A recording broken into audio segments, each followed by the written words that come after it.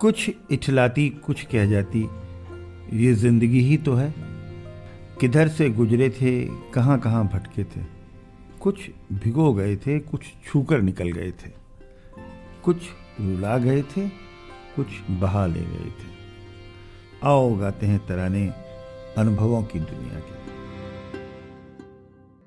नमस्कार दोस्तों, आप सबका स्वागत है national institute of social defence और ministry of social justice and empowerment, government of India, media for community foundation Nai Delhi और पीपल्स इनिशिएटिव लखनऊ के संयुक्त तत्वाधान में वरिष्ठ नागरिकों द्वारा प्रस्तुत इस खास कार्यक्रम श्रृंखला अनुभव लखनऊ में, जिस प्रोजेक्ट को कंसीव और डिजाइन किया है डॉक्टर आर श्रीधर, श्री आलोक वर्मा जी और श्री अरविंद नारायण मिश्रा जी ने। रेडियो कोऑर्डिनेटर हैं अरविंद नारायण मिश्रा जी और प्रोडक्शन कोऑर्डिनेटर हैं कुश त्रिपाठी।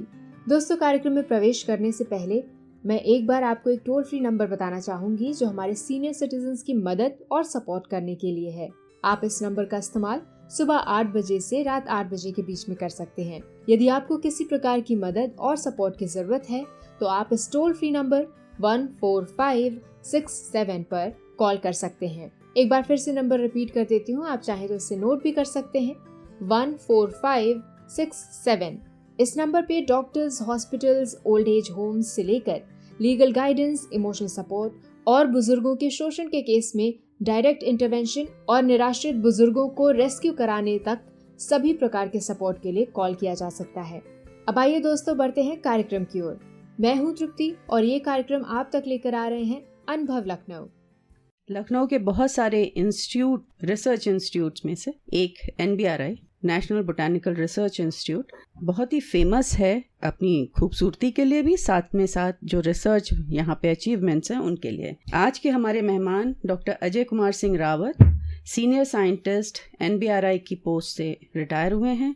उनका अधिकतर काम हर्बल मेडिसिन में है। डॉक्टर साहब ने MSc यहीं लखनऊ यूनिवर्सिटी के बॉटनी डिपार्टमेंट से करी, BSc भी लखनऊ यूनिवर्सिटी के हैं, पर इनकी पूरा शिक्षा जो है बेसिकली वो पहाड़ों से है। तो डॉक्टर साहब, पहला आपसे क्वेश्चन मैं ये पूछना चाहूँगी कि जो पहाड़ों से यहाँ तक आने का क्या उद्देश्य था? मतलब क्यों पहाड़ों में भी स्कूल रहे होंगे, कॉलेजेस रहे होंगे उस वक्त जब आप पढ़ रहे थे, यहाँ आने का?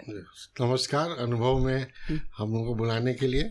जैसा आपने कहा कि लखनऊ कैसे आना हुआ, तो आप जानते हैं कि फादर जो थे गवर्नमेंट सर्वेंट उस समय, उत्तराखंड उस समय था नहीं, उत्तर प्रदेश ही था। तो उनका जब ट्रांसफर इधर हुआ तो हमें हाई स्कूल के बाद लखनऊ आना पड़ा। इसकी वजह से हमें यहीं पर आने के बाद से फिर यहीं पर हमें हायर एजुकेशन के बाद वहीं से रिसर्च में हम लोग इन्वॉल्व हो गए MSc करने के बाद। डॉक्टर साहब, आपके जो मैं यहाँ अपने श्रोताओं को बताना चाहूँगी कि डॉक्टर रावत जो हैं हर्बल मेडिसिन से जुड़े हुए हैं।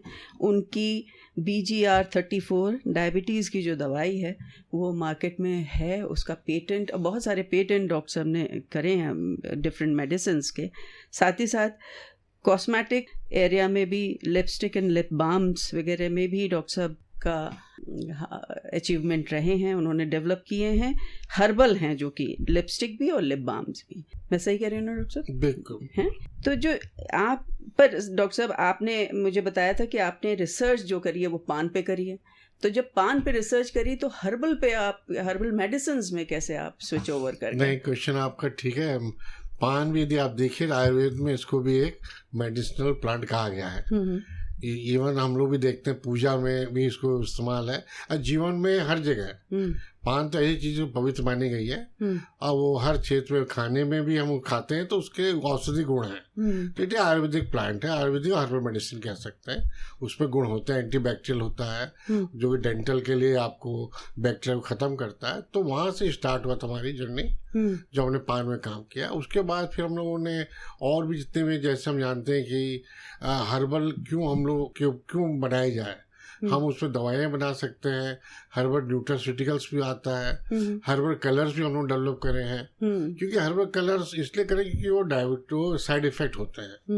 तो हम लोगों ने NBRI में हमने जो कलर, जो नेचुरल कलर है, जो प्लांट बेस्ड कलर है, वो डेवलप करे, जो कि हम लोग रंगों में इस्तेमाल होता है आज की डेट में। उसके अलावा डायबिटीज, जैसे हम जानते हैं कि एक बहुत ही ऐसा बीमारी है जो कि हमारे इंडिया में बहुत तेज बढ़ रहा है, और 8 करोड़ 8 करोड़ लोग से ज़्यादा इस पे इन्फेक्टेड है और मेटाबॉलिक डिसऑर्डर है। तो इसके लिए ठीक है एलोपैथी मेडिसिन है, लेकिन हम लोगों ने सोचा है कि क्योंकि उसके साइड इफ़ेक्ट ज़्यादा होते हैं एलोपैथी के, तो हमने मॉडर्न कॉन्सेप्ट पे लेकर, आयुर्वेदिक कॉन्सेप्ट पे लेकर हर्बल में बनाया मेडिसिन। हर्बल मेडिसिन जो है वो उसका साइड इफ़ेक्ट नहीं है और सिमिलरली वो प्रोटेक्टिव करते हैं और नॉट ओनली इंसुलिन को या डायबिटीज़ को कंट्रोल करते हैं, वो होलिस्टिक भी करते हैं, इम्यूनिटी बढ़ाते हैं आपको। तो करीब 5-6 दवाइयों मिलकर, पौधों से मिलकर, औषधि पौधे मिलकर हमने वो फॉर्मुलेशन बनाया जो कि मार्केट में अभी बिक रहा है बीजिया 34 के नाम से। तो हर्बल के ऊपर अब हमें इसलिए जोर है क्योंकि नेचर ने जो दिया है हमें उसको लेंगे तो हमें साइड इफेक्ट नहीं हो, क्यों हमारे बॉडी का पार्ट होता है और वही हम लोग खाने में ले रहे हैं, न्यूट्रिशन में ले रहे हैं। तो हम कहते हैं वेज की जगह वेजिटेरियन बनिए और उसमें आपका उसका भी कॉन्सेप्ट यही है। जो भी हम लोग वेजिटेरियन कहते हैं, साथ साथ हम कहते हैं कि आप करेला खाइए, वो भी हमारे देखा है तो हमारे खाने में है, भारतीय खानों में करेला है, वो भी डायबिटीज के लिए अच्छा है। तो इस तरह जो है जो भी हमारा किचन है उसमें सब कुछ जो है काम, मतलब एक तरह से औषधि है। लौंग हो चाहे जीरा है, वो भी आपको कार्बोनेटिव है। सौंफ भी है आपको डाइजेशन के लिए है। आपको ठंडा आपको चाहिए, एसिडिटी हो जाए या यूरिन में एसिडिटी हो, तो there are so many thing जो हमारे आयुर्वेद में मेंशन है। तो खाना ही आपका औषधि को मानना चाहिए। जैसा आप खाना खाएंगे उसके गुण हमारे बॉडी में लगते। तो वही है औषधि पर हम लोगों ने रिसर्च करी। अब मोर देन 31 पेटेंट हमारे हैं, जो कि डायबिटीज में भी, कफ सिरप में भी है। नेचुरल कलर में हम लोगों ने स्ट्रॉबेरी रेड कलर बनाया जो कि हिमालय कंपनी को दिया है, जिसको बच्चे गर्ल्स वगैरह या लेडीज वगैरह लिप बाम की तरह यूज करती है। तो बहुत चीजें हैं उस एरिया में करने को और कर ही रहे हम लोग। तो जो कॉस्मेटोलॉजी वाला डिपार्टमेंट है आपका, जहाँ पे कॉस्मेटिक बना रहे हैं या कॉस्मेटिक्स को डेवलप कर रहे हैं, क्योंकि मार्केट तो कोई और दूसरा कर रहा है ना, तो वहाँ पे कई तरह के कोलैबोरेशन है कि केवल हिमालयन नहीं, हम लोगों का ऐसा तो प्रोडक्ट हम लोग बनाते हैं तो गवर्नमेंट का ये है कि कोई भी कंपनी उसको ले सकती, कोई नॉट ओनली हिमालय, जो भी कंपनी है वो आएंगे, हम नेगोशिएट करेंगे, हम उनमें एमयू साइन करेंगे, हम उनसे लाइसेंस फीस लेते हैं और उन्हें राइट ऑफ मार्केटिंग देते हैं। तो इसी तरह ये ओपन रहता है पूरे इंडिया में, कोई भी ले सकता। तो उस तरह से पहले हिमालय है, उसके बाद और कंपनियां आई हैं, 4-5 कंपनियां हैं, वो अपने आई हैं, वो लोग लेके मार्केट में बना रहे हैं। तो रिसर्च पॉइंट है हमारा। ये जो आपकी जितनी भी रिसर्च है हर्बल मेडिसिन पे, उसकी उपयोगिता तो बहुत अधिक दिख रही है डॉक्टर साहब। पर जब आप ये काम कर रहे थे तो उस वक्त क्या आपके साथ एक्सपीरियंसेस कुछ वो शेयर करना चाहेंगे? कुछ अच्छे हुए होंगे, कुछ खराब हुए होंगे? नहीं, मैं तो कहूँगा अच्छे इसलिए हुए कि रिसर्च जो हमारा हॉबी था और उसी में यदि आपको जॉब मिल जाता है तो आदमी लोग तो हॉबी के लिए हम लोग पे करते हैं। तो हमें उल्टा गवर्नमेंट ने सैलरी दी, तो उसके लिए हम थैंक्स देते हैं गवर्नमेंट को भी कि अपॉर्चुनिटी मिली हमें उसी एरिया में जो कि हमारा हॉबी थी। तो इसका मतलब ये हुआ कि कभी सोचने का मौका ही नहीं मिला कि हम लोग काम कर रहे हैं, क्योंकि it is that a hobby. Hobby में तो आदमी मस्त रहता है। तो हम लोगों ने अपने जितना भी अपने टेनोर में जो एनवीआरआई में थे, तो ओपनली बिना एनी टेंशन, प्रेम पूर्वक कोलैबोरेटिव सबको मिला के लेकर, टीम वर्क है, टीम लेकर चले, उसमें कोई पोजीशन नहीं, एवरीबॉडी इक्वल है, सब हमारे बराबर हैं, उस मोटिव से लेकर चले। तो कभी आपस में इस तरह कोई टेंशन या कोई परेशानी नहीं हुई। तो वही है, आपको हर आदमी को हर एक की इज्जत दीजिए और हर एक का कोलैबोरेशन करिए, ये साइंस है। अब एक मिलकर ही आपका काम होता है। मेरे ख्याल में ये डॉक्टर साहब, आप जब रिसर्च में आए होंगे तब इस तरह का नहीं रहा होगा, क्योंकि बहुत समय तक साइंटिफिक फील्ड में लोगों के कॉम्पिटिटिवनेस बहुत अधिक रही। मे बी वर्क की वजह से रही हो या आगे अपने को बढ़ाने के लिए। हम लोग पुरानी भी कहानियाँ बहुत सारी पढ़ चुके हैं कि मैरी क्यूरी को कम वो मिला और पियरे क्यूरी को मिला अधिक, तो because of the gender and वो। तो क्या आपको लगता है कि जेंडर डिस्पैरिटी और कॉम्पिटिटिवनेस दोनों चीज़ें क्या साइंटिफिक फील्ड में अभी भी होती हैं कि नहीं? कंपटीशन पॉजिटिव है, वो तो होना भी चाहिए। हाँ बिल्कुल होना उसको चाहिए। नेगेटिव नहीं देखना चाहिए। फिर उसमें जेंडर का इतना आता नहीं है जनरली हमारे यहाँ कि कोई भी काम रिसर्च पे पब्लिकेशन होगा, पेटेंट होगा, उसमें ये नहीं लिखा था कौन मेल ने करा किसने फीमेल ने किया। वो CSR का होता, हाँ इन्वेंटर से नाम रहते हैं। और कोई भी वर्क जो है वो एक तरह से एक टीम वर्क होता है। तो अब जो प्रेजेंट डे में है, तो अब साइंस जो है वो उसमें इंडिविजुअल वर्क नहीं रहा जैसे पहले था। अब एक टीम वर्क हो गया, बिना टीम वर्क के हो गया। आज जैसे हम लोग इंटरनेट है, हम आपके साथ बात कर रहे हैं, तो इसमें एक साइंस नहीं, मैकेनिकल साइंस भी है, या सॉफ्टवेयर भी चल रहा है, कंप्यूटर साइंस भी, हार्डवेयर भी है, उसके अलावा नंबर ऑफ साइंस इन्वॉल्व है, तब जाके एक चीज बनती है। चाहे प्लास्टिक का हो, चाहे एक पेन ही समझ लीजिए 10 रुपए का है, लेकिन उसमें आप देखोगे कम से 21 से ज्यादा पेटेंट है। कितने पेटेंट बने, को प्लास्टिक बनाया, कि निब बनाया, किसी इंक बनाया, तो उसमें कम से कम मैं सोचता हूँ 50 साल से ज्यादा लगे होंगे। इतने साइंटिस्ट ने काम किया उसमें, तब जाके 10 रुपए का पेन बनता है। इंक उसकी स्पेशल है, उसमें जेट अलग है। यदि आप सोचिए कि कुछ नहीं है, वो 10 रुपए कुछ भी नहीं है, लेकिन उसके पीछे कितने लोगों ने काम किया है।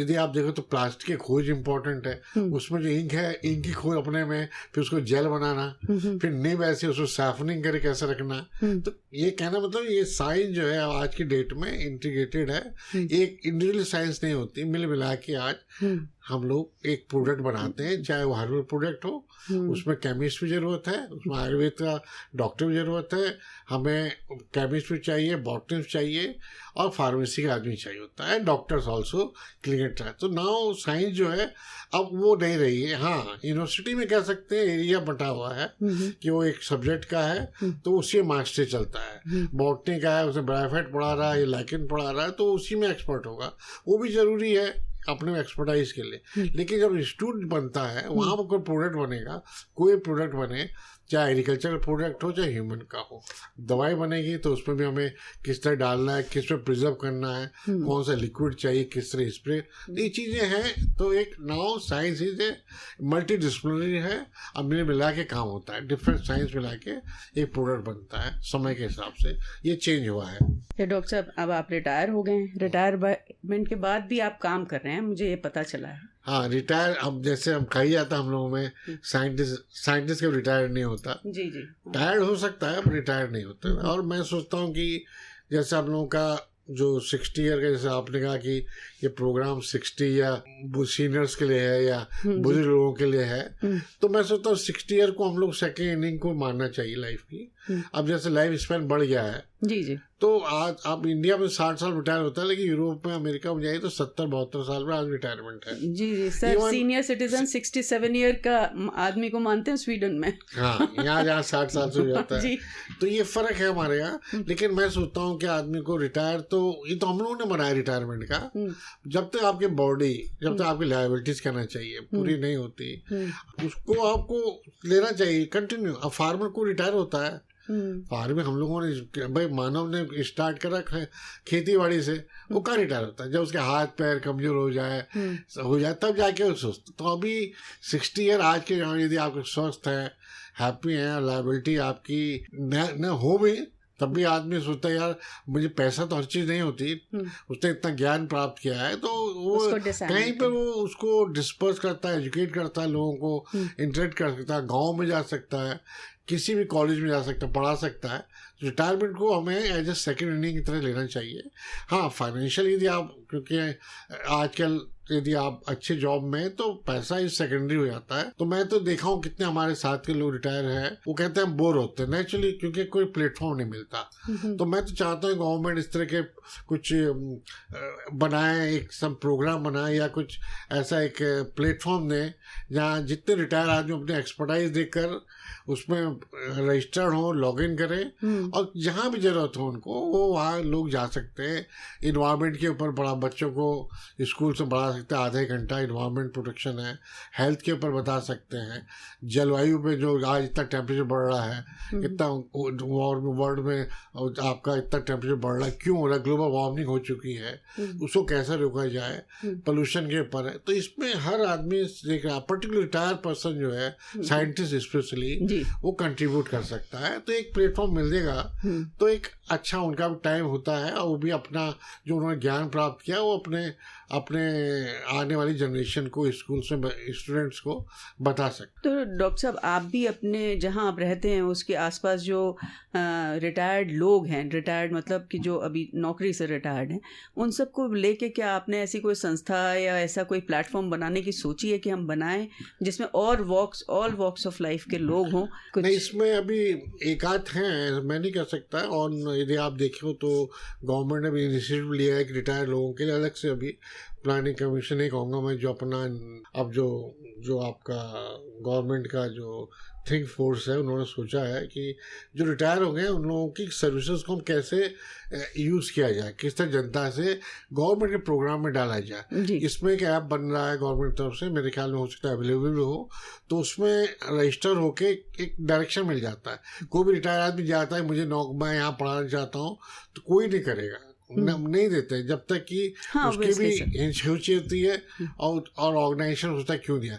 यदि एक प्लेटफॉर्म होता है, गवर्नमेंट का ऐप है, और वो प्लेसमेंट कर देते हैं, लेक्चर इस डेट में देंगे, या एनवायरनमेंट पे पूरे लखनऊ में जैसे हमारे 50 कॉलेज हैं, तो 2-3 साइंटिस्ट जो रिटायर हो गए उनको जो एनवायरनमेंट से रिलेटेड है उनको आप बता दीजिए कोऑर्डिनेट करके कब का हम लेक्चर ले सकते हैं। इस तरह प्रोग्राम करें तो एनजीओ भी कर सकता है इस काम के लिए। कोऑर्डिनेट करना है यूनिवर्सिटी कॉलेज से और सेंटर से एक पैनल बना के, तो उससे बहुत आगे जाके एक उनका भी टाइम यूज होगा और जो उन्होंने रिसर्च करी है बच्चों को बताएंगे, मोटिवेशन देंगे आने वाली जनरेशन को हमें किस तरह रहना चाहिए।